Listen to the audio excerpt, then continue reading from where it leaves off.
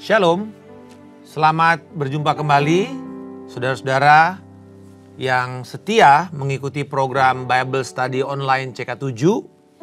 Kita percaya bahwa hidup kita ini adalah hidup yang dipanggil untuk menyembah Tuhan.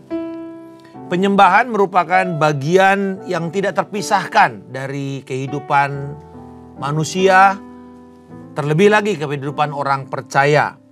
Sejak diciptakan, manusia itu dipanggil oleh Allah sebagai makhluk penyembah. Kita lihat itu bagaimana Allah membangun keintiman dengan Adam. Sampai Adam bisa mengenali ketika langkah kaki Tuhan, bunyi langkah kaki Tuhan. Artinya ini sebuah ungkapan tentang keintiman antara manusia yang diciptakan dengan pencipta. Kita dipanggil untuk membangun keintiman sebagai makhluk penyembah.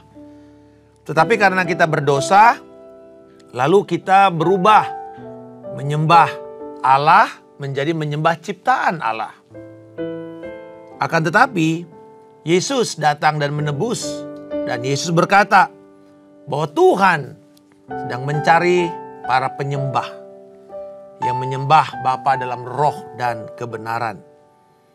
Telah tiba waktunya penyembah-penyembah itu akan menyembah di dalam roh dan kebenaran.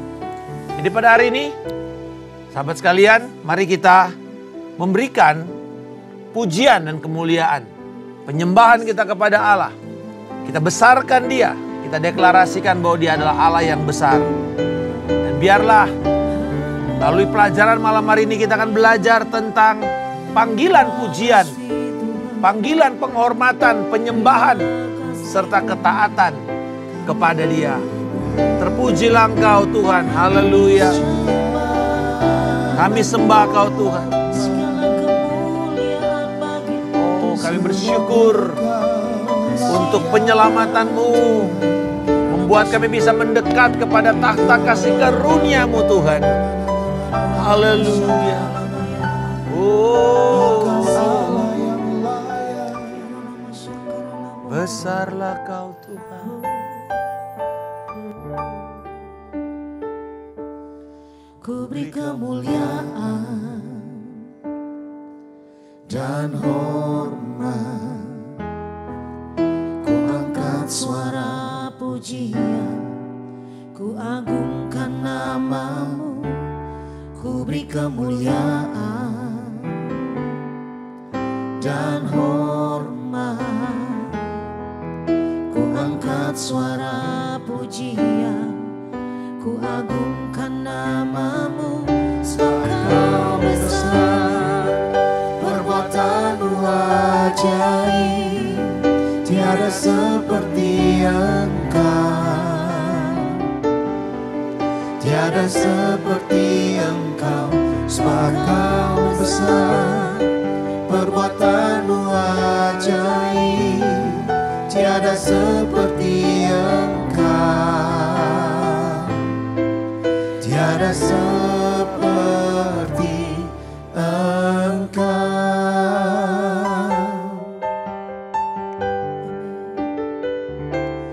Ku beri kemuliaan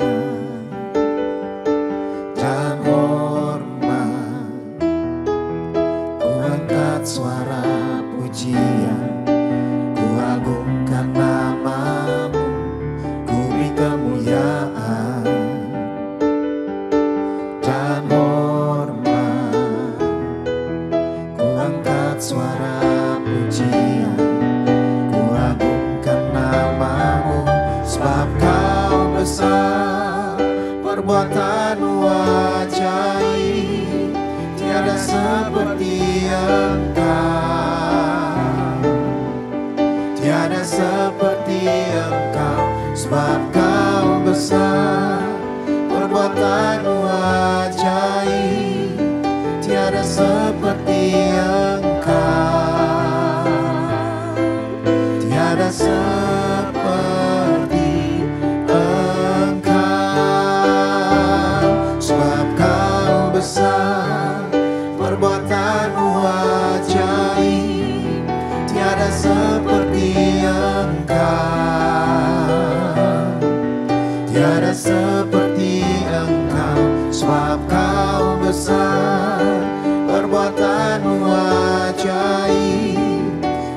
seperti Engkau, tiada seperti Engkau,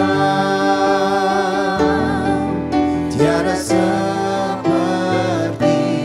Engkau, tiada seperti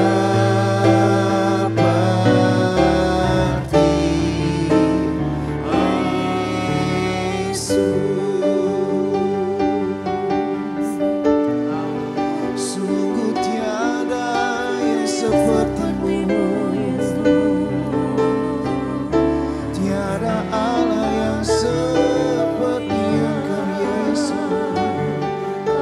Sungguh kami kagum kepadamu Tuhan.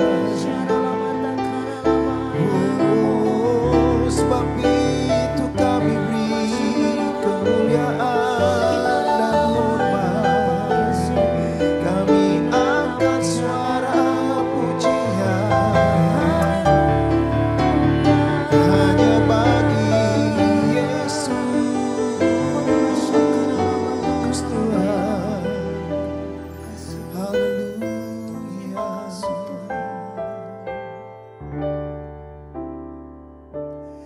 Kau sungguh indah tiada taranya, sungguh menakjubkan,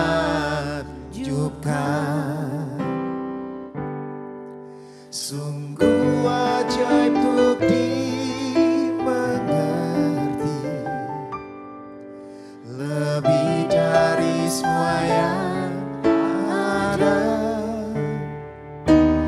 Hikmat-Mu tiada terselami,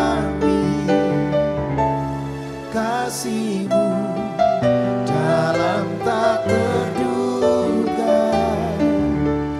Kau sungguh indah tiada taranya, mulia dan berkuasa. Ku kagum hormat akan Engkau, ku kagum hormat akan Engkau. Kau Allah yang layak dipuji, ku kagum akan Engkau.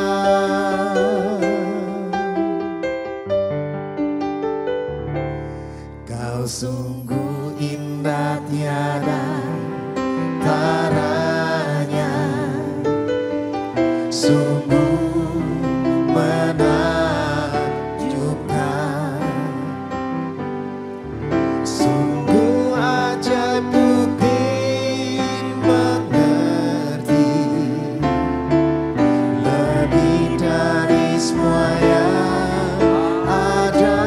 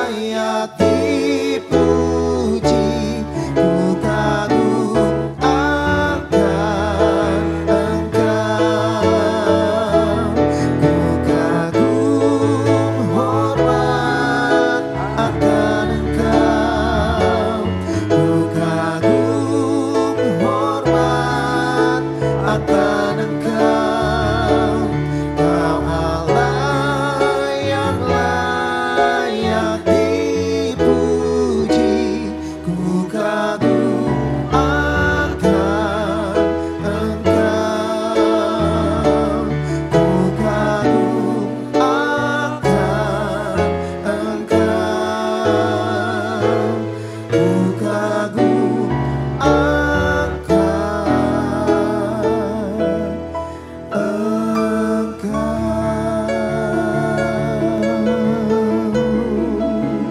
Engkaulah yang layak untuk kami sembah dan layak menerima segala pujian karena Engkau yang telah menyelamatkan kami.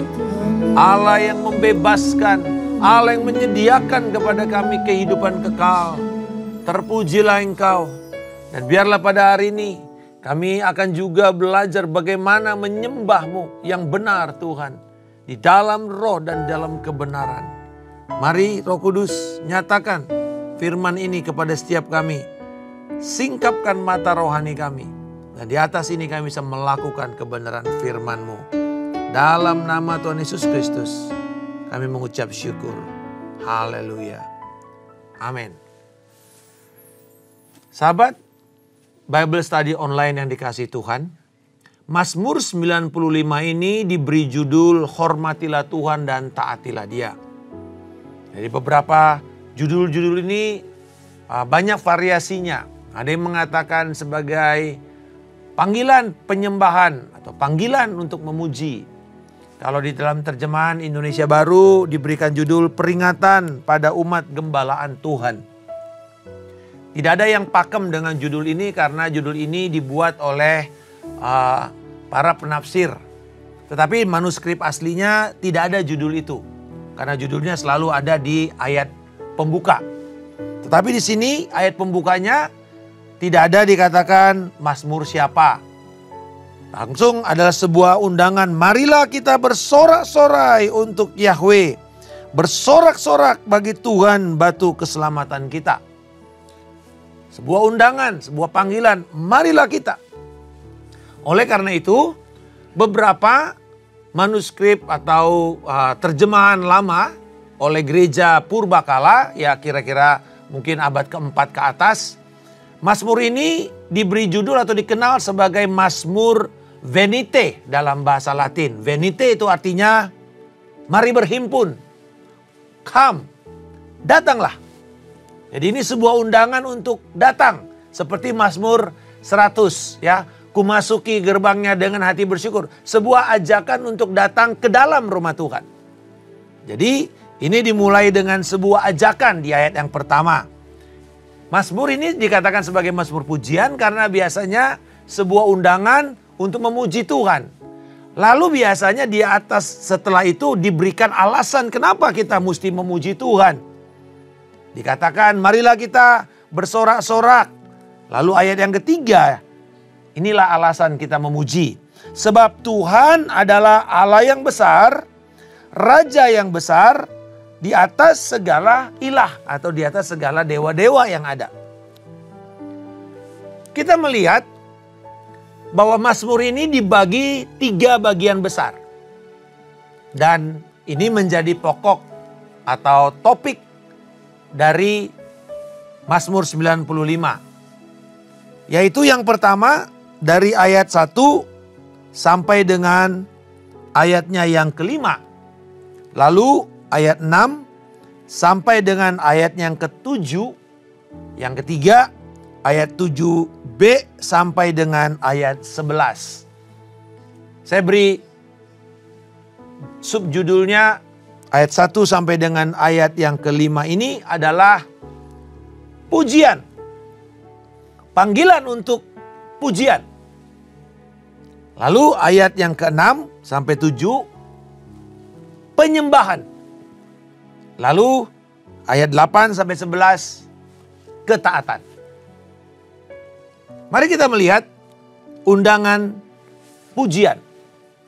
Karena ini nanti menjadi dasar kenapa kita memuji Tuhan. Apa alasan kita menyanyi? Terutama pujian ini sifatnya yang penuh dengan sorakan, penuh dengan kegembiraan, penuh dengan suara nyaring.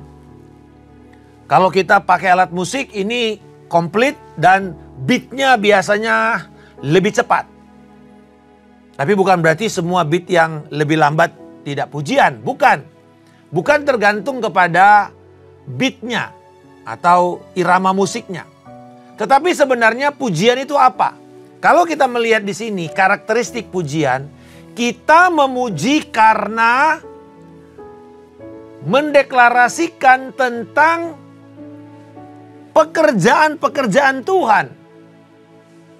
Dia katakan, sebab Tuhan Allah yang besar, Dia menciptakan atau memelihara segala bagian bumi, puncak-puncak gunung. Artinya kita mendeklarasikan Allah kita itu adalah Allah yang dahsyat, besar, perkasa. Itu ya ciri pujian sebenarnya. Kalau kita mau pilih lagu pujian gitu, bukan karena lagunya cepat atau lagunya lambat, bukan itu. Tapi isinya apa? Isinya harusnya adalah kita mendeklarasikan akan pekerjaan, karya, atau tindakan Tuhan. Itulah sebenarnya dasar pujian. Lalu kita deklarasikan Dialah yang menjadikan, dan darat tangannya lah yang membentuknya. Jadi pujian, panggilan memuji. Panggilan untuk bersorak-sorak. Panggilan untuk bersorak bagi Tuhan keselamatan kita. Jadi ini biasanya sangat emosional, mengobarkan dan very energetic gitu ya, membangkitkan semangat. Lalu yang kedua, setelah panggilan pujian, yang kedua panggilan penyembahan. Ayat yang ke-6, masuklah, marilah kita sujud menyembah. Kata sujud menyembah itu seperti proskuneo, mencium kaki daripada tuannya. Jadi sujud seperti orang yang mukanya itu menghadapi lantai. Jadi sujud lurus. Ya. Kadang-kadang kita sujudnya itu cuman setengah berlutut. Tapi kalau sujud asli itu prostrate, itu artinya dia mukanya ke tanah, flat on the floor gitu ya. Mukanya seluruh badannya sujud. Ini tradisi yang dipakai di gereja-gereja purbakala. Mungkin juga beberapa kalau gereja Katolik ketika para imam-imam itu ditabiskan. Dia harus bersujud sampai mukanya ke tanah. Dan inilah praktek yang dibuat oleh Yohanes pada waktu dia bertemu Allah, bertemu Yesus di Patmos. Dia bersujud sampai ke tanah. Bukan membungkuk, tapi bersujud. Flat on the floor. Prostrate. Masuklah, marilah kita sujud. Lalu kemudian ada yang berlutut. Jadi ada sujud, ada berlutut. Tapi sikap ini adalah sikap yang merendahkan hati di hadapan Tuhan. Jadi alasan kita menyembah, penyembah itu adalah bentuk dari sebuah ekspresi saya sedang merendahkan diri di hadapan Allah. Saya sedang bertemu Allah. Jadi kalau tadi pujian kita cerita kepada dunia tentang siapa Allah, apa yang dia kerjakan, ya kita cerita tentang pujilah Tuhan, pujilah Tuhan. Kita ngomong sama orang lain tentang Allah. Tetapi penyembahan bukan. Penyembahan kita berbicara kepada Allah itu sendiri. Dikatakan masuk, berlutut di hadapannya. Sebab dikatakan, sebab Dialah Allah kita. Ada sebuah identitas. Dialah milik kepunyaan kita. Kitalah umat gembalaannya. Jadi ada sebuah pengakuan, saya milik Tuhan, Tuhan juga menjadi Tuhan atas hidup saya. Penyembahan biasanya berisi ungkapan akan siapa Tuhan bagi saya. Misalnya kita bilang, Tuhan, Engkaulah penebusku. Tuhan, Engkau sungguh indah dalam hidupku. Kau ajaib. Jadi kalau pujian biasanya kita deklarasikan, misalnya sebab Tuhan baik, bahwasanya untuk selama-lamanya kasih setia Tuhan. Tetapi penyembahan biasanya kita langsung kata ganti orangnya itu berubah menjadi kata ganti orang kedua. Engkau, aku milik kepunyaanmu. Kalau yang ini Kita biasa pakai pujian tuh orang ketiga. Dia. Tapi di sini Engkau Tuhan. Jadi lebih intimate, lebih pribadi. Ungkapan pribadi. Masuk. Dan sikapnya adalah merendahkan hati. Di sini biasanya kita juga mulai membereskan hati kita. Mulai menyelidiki. Kita katakan, selidikilah aku Tuhan. Ujilah aku. Cobalah aku Tuhan. Apakah ada hal yang tersembunyi dalam hidupku? Penyembahan biasanya menjadi momen di mana kita mengizinkan pengudusan dari Roh Kudus itu masuk dalam hati kita. Ada pertobatan, ada perubahan hidup. Lalu setelah kita menyembah, dikatakan pada hari ini, kalau saja kamu mendengar suaranya, itu ada sebuah seruan. Jangan keraskan hatimu. Saudara-saudara, bagian ketiga, ada pujian, penyembahan. Yang ketiga, kepatuhan, ketaatan. Di sini berbicara mengenai pemberitaan firman. Tuhan berbicara. Dan dikatakan pada hari ini. Dan ini kemudian kita tahu dikutip lagi oleh penulis Ibrani. Dalam Ibrani pasal yang keempat. Jangan keraskan hatimu. Kalau hari ini kau mendengar suara Tuhan, jangan keraskan hatimu. Karena ini berbicara mengenai sebuah tuntutan. Ketika Tuhan berbicara, kita dituntut untuk taat. Hari ini berbicara mengenai apa? Sebuah keputusan. Decision. Aku mendengar suara Tuhan hari ini, lalu apa yang akan saya kerjakan? Jangan keraskan hatimu. Bertobat. Lalu dia pakai bagaimana kegagalan nenek moyang bangsa Israel. Jangan keraskan hatimu seperti di Meriba. Meriba itu artinya striving atau pertengkaran, perselisihan.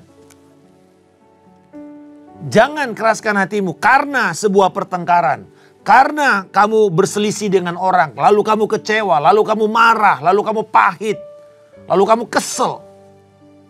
Jangan keraskan hatimu. Seringkali waktu kita sudah terima penyembahan lalu dengar firman, firman mulai berbicara kepada kita. Disitulah dituntut, jangan keraskan hatimu. Karena pertengkaran. Lalu yang kedua, seperti di masa. Kata masa itu tempat yang artinya ujian, testing. Jangan kamu keraskan hatimu karena sebuah perselisihan, tapi juga karena kamu sedang diuji atau melewati ujian iman. Apakah kita sedang diizinkan Tuhan untuk melewati sakit penyakit, kedukaan, kegagalan di dalam usaha, kebangkrutan. Mungkin ada orang yang menekan kita. Mungkin ada penundaan promosi. Testing. The testing of your faith. Ujian iman. Dan di sini kita ingat Yakobus mengatakan anggaplah sebagai sebuah kebahagiaan bila engkau berada di dalam pelbagai-bagai macam ujian iman. Karena ternyata ujian iman ini akan membuat kamu menjadi setia, sabar, lalu kemudian menghasilkan kedewasaan. Tapi pada prinsipnya jangan keraskan hatimu. Apakah engkau sedang mengalami perselisihan atau korban dari perselisihan? Atau engkau sedang mengalami ujian iman? Jangan kamu keraskan hatimu sehingga kamu mencobai Tuhan. Sehingga kamu berdosa kepada Tuhan. Atau menjadi tidak percaya. Kehilangan kepercayaan. Orang-orang Kristen yang gagal atau kandas iman mereka di tengah jalan adalah mereka-mereka yang memutuskan untuk menolak mempercayai Allah dan janjinya. Dan menolak untuk menerima bahwa Allah itu adalah Allah yang setia. Apa yang terjadi dengan orang-orang seperti ini? Mereka tidak diizinkan masuk ke dalam tanah perhentian. Tanah perjanjian. Kalau itu terjadi kepada bangsa Israel, generasi itu tidak masuk ke dalam tanah Kanaan. Di dalam kitab surat Ibrani, mereka adalah orang-orang yang gagal untuk bertahan sampai pada akhirnya. Padahal kita tahu, surat Ibrani juga mengatakan, lihat kepada Yesus. Yesus melewati semua itu, dia dikhianati. Dia didakwa, dia ditolak waktu dia disalib. Dan dia juga diuji oleh orang-orang yang berusaha mencobai dia untuk dia turun dari kayu salib. Dan dikatakan bahwa lihat kepada Yesus yang memulai dan yang menyempurnakan imanmu. Yang tekun bertahan, tabah bertahan. Demi keselamatan yang akan dia berikan kepada saudara dan saya. Saudara-saudara, Mazmur ini begitu indah sebagai sebuah mazmur pengajaran. Sangat terstruktur. Untuk mengajarkan, mengingatkan kita. Bagaimana waktu kita datang ke dalam ibadah hari Minggu, ibadah raya, atau ibadah perayaan. Sebenarnya inilah pola ibadah raya kita, bukan?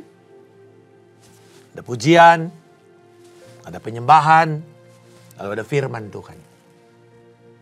Tetapi kadang-kadang kita fokus ke dua hal yang pertama. Pujian, penyembahan, orang boleh sorak-sorak, orang boleh semangat. Tapi nanti ketika mulai dengar firman, tidur. Saya bilang, saya nggak habis pikir. Bayangkan, orang yang baru loncat-loncat, yang keringetan, harusnya darahnya tuh naik ya. Maksudnya peredaran darahnya lancar gitu. Duduk bisa ngantuk waktu dengar firman. Apa persoalannya? Persoalannya adalah kita tidak menempatkan penghargaan yang sama seperti pujian dan penyembahan terhadap pemberitaan firman. Yang kedua, seringkali itu kesalahan dari para pengajar-pengajar dan para pengkhotbah, di mana tidak menuntut ketaatan dari pemberitaan firman.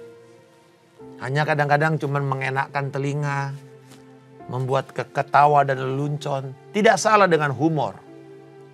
Tetapi esensi sebuah khotbah adalah pada hari ini, bila engkau mendengarkan suara Tuhan yang telah disampaikan lewat pemberitaan, jangan keraskan hatimu.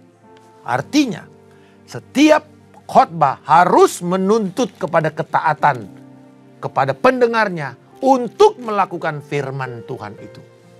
Sehingga setiap kali kita pulang, jemaat itu tahu apa yang dituntut Allah dalam hidupnya.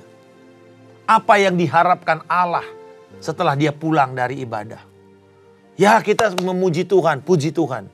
Semangat. Tapi dengar, jangan kemudian kita fokus hanya kepada emosional, tapi kita tidak menjadi orang yang kokoh di dalam doktrin. Orang-orang yang cuma emosional dalam pujian penyembahan, tapi tidak punya dasar firman dan tidak pernah diinginkan, dituntun untuk melakukan ketaatan firman, biasanya mereka ini akan menjadi orang yang sangat goyah ketika melewati persoalan. Karena larinya nanti cuma kepada perasaan, bukan kepada iman. Iman itu dari firman, firman menaruh iman, iman kemudian bertindak. Jadi, saudara-saudara sekalian, kalau kita datang ke dalam ibadah, ibadah kita dirancang sesuai dengan Mazmur ini. Pujian, penyembahan, dan pemberitaan firman. Menuntut satu deklarasi akan siapa Allah, kebesaran Allah. Yang kedua, akan keintiman, siapa dia dalam hidup saya, apa yang telah dia lakukan kepada saya, dan apa yang saya ungkapkan isi hati saya kepada Tuhan sebagai doa saya. Tapi yang ketiga, ketika Tuhan berbicara, kita siap untuk mengatakan, jadilah menurut apa yang telah engkau perintahkan kepadaku. Aku ini hamba Tuhan. Seruan Maria itu kepada malaikat Gabriel haruslah menjadi seruan kita setiap kali kita selesai mendengar firman. Jadilah menurut apa yang dikatakan oleh engkau. Aku ini hamba Tuhan. Perkataan itu bukan cuma untuk pendeta, tapi untuk semua kita yang mendengarkan firman Tuhan. Bila kiranya setiap kali kita datang ke dalam ibadah kita tidak akan menjadi sama lagi. Karena pujian itu akan mengajak kita mendeklarasikan kebesarannya, keagungannya, keajaibannya. Perlukan emosi. Jadi jangan saudara lagi puji-pujian, saudara berpangku tangan. Aduh, bertolak belakang dengan semangat dari pujian itu. Dan itu sebuah undangan, sebuah ajakan untuk orang-orang yang mungkin gak percaya Tuhan. Hari itu dia mau dengar apa yang Tuhan kerjakan. Siapa Tuhan yang kita sembah itu. Tapi kemudian ketika penyembahan, kita bisa mencucurkan air mata. Karena kita merasakan Tuhan, Engkau tahu betapa aku berdosa. Kita sedang berdiri di hadapan Tuhan. Muka dengan muka. Tapi kemudian, izinkan dia bicara kepada kita lewat pemberitaan firman. Jadi pujian penyembahan bukanlah sekedar pendahuluan khotbah. Bukan, memang dirancang karena mempersiapkan hati kita. Suatu kali saya tegur seorang worship leader. Karena dia bilang, saudara-saudara sambil menunggu rekan-rekan jemaat yang datang, mari kita memuji Tuhan. Saya bilang ini bukan angkot. Lagi ngetem, ayo kita nyanyi-nyanyi. Bukan. Kita menyembah Tuhan, kita memuji Tuhan, itu sebuah tindakan iman. Bukan sambilan. Sambil menunggu jemaat yang datang. Dan saya bilang kalau kita janji jam 9, kita mulai jam 9. Kita janji sama Tuhan. Berapapun yang datang. Jadi kadang-kadang ini para worship leader selalu punya penghiburan. Di mana 2-3 orang berkumpul, Tuhan hadir. Walaupun cuma 2-3 orang, ya sudah, yang penting Tuhan hadir. Ayo kita mulai. Saya katakan bukan karena itu. Tapi karena kamu janji sama Tuhan dan kamu lihat ini sebagai satu momen kamu bertemu dengan Allah. Mari, ayo kita datang. Jadi Bapak Ibu juga jangan datang terlambat kalau ke gereja. Kita janji sama Tuhan. Mari kita datang. On time. Kalau on time artinya kalau ibadah jam 9 saudara sudah ada di gereja 9 kurang 10 ya. Jadi jangan pas jam 9 susah nanti orang sudah mulai kita bingung cari-cari tempat mengganggu orang. Mari kita datang sebelumnya. Bayangkan kalau saudara diundang di acara kenegaraan seperti presiden. Ya. 2 jam sebelumnya. Lalu kemudian mesti ada protokol biasanya ya. Protokol dia tidak boleh foto-foto ketika presiden masuk ke dalam ruangan. Tidak boleh berdiri. Tidak boleh ngelongok-ngelongok. Semua duduk tenang. Tidak ada suara berisik-berisik. Ini manusia yang memang dipercayakan memerintah, memimpin sebuah negara. Dihormati begitu hebat. Bagaimana dengan Tuhan yang telah menyelamatkan kita? Yang sanggup membebaskan dan membangkitkan kita dari antara orang mati. Masihkah kita sembarangan untuk memberikan pujian kepada Dia? Masihkah kita melakukannya dengan sekenanya, ala kadarnya? Atau kita mengatakan, ini adalah momen yang suci. Momen di mana saya memuliakan Dia dengan bibir mulut saya. Dan bibir mulut saya ini diterima Tuhan. Saudara, malaikat itu sempurna. Suaranya, kalau saudara pernah ke Santa Ana di Yerusalem, gereja yang dirancang dengan suara atau soundproofing zaman 1200 Masehi, bisa membuat oktavnya bisa naik 2, 3, 4 oktav di atas. Bagus sekali. Malaikat jauh lebih hebat dari situ. Tetapi kenapa Tuhan harus menunggu umat tebusannya bersorak-sorak. Biarlah ini dikatakan oleh umat tebusannya. Kenapa tidak yang sempurna saja seperti malaikat? Karena malaikat tidak perlu dan tidak memerlukan penebusan. Sekali dia gagal dibuang ke neraka. Kita yang gagal, Tuhan tebus dengan darahnya sendiri. Itu sebabnya dia menunggu suara gereja itu untuk memuliakan Tuhan. Dia bisa punya malaikat yang jauh lebih hebat. Tapi itu cuma sebuah ciptaan yang tidak punya kehendak bebas. Tidak memerlukan penebusan darah Yesus. Tidak. Kita yang memerlukan. Oleh karena itu, adalah sebuah kehormatan dan keistimewaan kalau kita diberikan kesempatan memuji Tuhan. Saya ingat dalam pelayanan ke Tiongkok. Ruangannya sempit, apartemennya itu cuman mungkin 20 meter persegi. Dimasukin 100 orang. Kita pikir nah ini kalau terjadi apa-apa bisa mati kita di tengah-tengah. Dan suaranya gak boleh kencang-kencang karena tetangga dan ini apartemen. Saudara, tidak ada gitar. Tidak ada alat musik. Yang ada cuman tape, pakai CD. Jadi worship leadernya pun tidak bisa, tidak ada alat, tidak ada sound system. Worship leader melangkap DJ gitu kita, karena dia mesti ganti-ganti lagunya. Tapi saudara, orang-orang tuh datang menyembah Tuhan, memuji, penghormatan kepada pemberitaan firman saya belum pernah lihat itu di mana-mana. Begitu kusyuknya menghormati firman Tuhan. Saudara-saudara, kenapa? Karena mereka sedang tertindas. Jadi buat mereka bisa berkumpul, gembala yang selalu bilang begini. Saudara-saudara, anggaplah ini sebagai pertemuan kita terakhir sebelum kita ditutup dan tidak diizinkan lagi beribadah. Bagaimana seandainya minggu besok adalah minggu terakhir kita bisa beribadah? Akankah kita akan memakai kesempatan itu luar biasa? Atau bagaimana seandainya minggu besok adalah minggu terakhir saudara diberi kesempatan beribadah oleh Tuhan. Dan setelah itu saudara akan meninggalkan dunia ini. Akankah engkau menganggap itu sebagai sesuatu yang suci, kudus dan terhormat?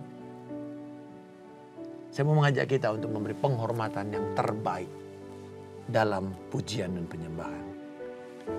Kami berdoa kiranya engkau meneguhkan pemberitaan firman ini dan menguatkan kami dan memberikan kepada kami ketaatan untuk melakukan firman Tuhan ini. Di dalam nama Tuhan Yesus Kristus kami berdoa dan mengucap syukur. Haleluya. Amin. Tuhan Yesus memberkati. Shalom.